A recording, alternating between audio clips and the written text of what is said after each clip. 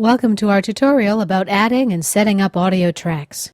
In this tutorial, we're going to learn how to create audio tracks in our Cubase project and then how to prepare them for recording.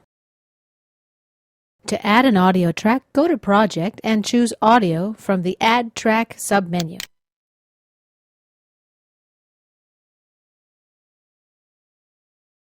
There's many other types of tracks to choose from, but in this tutorial we'll stick with audio. The Add Audio Track dialog window opens. First, let's specify the number of tracks to create. We can increase or decrease the number by clicking these arrows. I need 2 tracks, one for my bass and one for my accordion.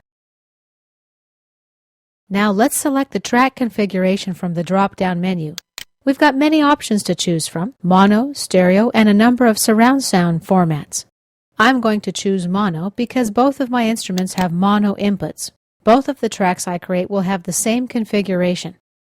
We're done, so let's click OK. Our 2 new tracks appear in the project window. By default, Cubase has named them Audio 01 and 02. The first track is selected, that's why it appears in white. You can also add tracks with a right-click in the track list area of the project window. Choose Add Audio Track from the context menu. On a Mac, you Control-click to access that context menu. This time, I need a stereo track for my piano. Stereo tracks record in stereo interleaved format, which means that both left and right channels are recorded into the same file.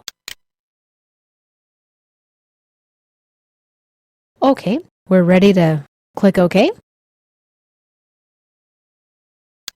The third new track appears under the track that I'd selected previously.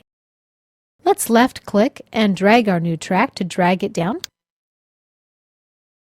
Notice how it's got the default name, Audio 03. Let's select track number 1. As I mentioned, by default, audio tracks, when inserted, are labeled 01, 02, 03, etc.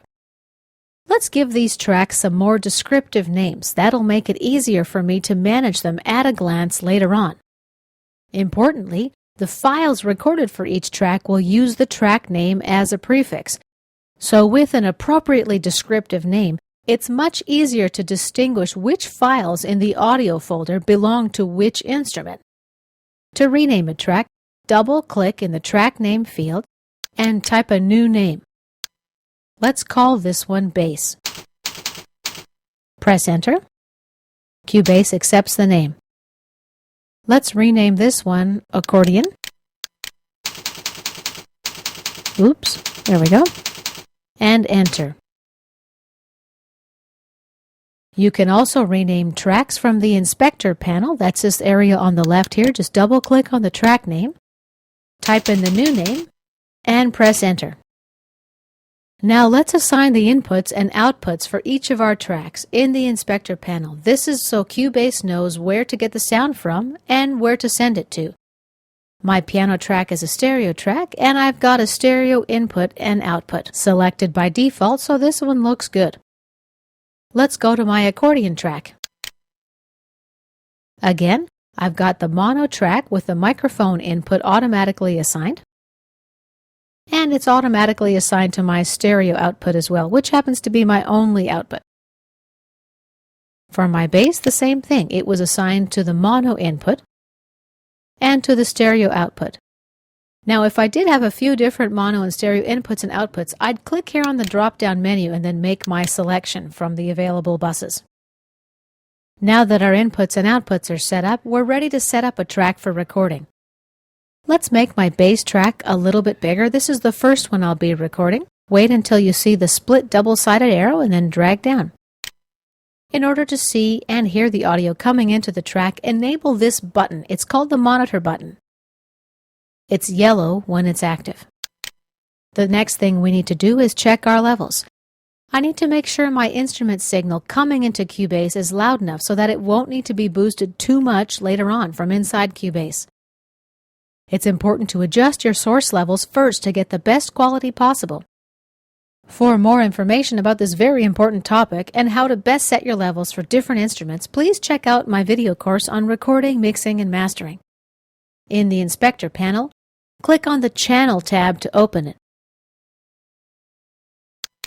It's important to make sure your signal doesn't go into red on the channel meter. If you go into the red, you may cause clipping or distortion. Depending on the instrument, going into this entire area can cause some distortion, so be careful. When you're testing and your levels go into the red, you may be causing clipping or distortion. See this line here? Make sure your level doesn't go above that line. Once you've set your levels, you're ready to record. Click on the Record Enable button on the track. That's this button here. It's red when the track is enabled for recording. Setting the track to Record Enable lets Cubase know that you want to record on this track and no other one. However, you can record enable many tracks at a time. For example, if you need to record multiple inputs simultaneously, like your guitar with a scratch vocal track or a live band performance or something like that. Just shift select the tracks you want to record at the same time, click to Record Enable, and ensure that the monitor buttons are on as well if you want to hear your signal while you're recording. And this concludes our tutorial on creating and setting up an audio track. In our next lesson, get ready to record some music.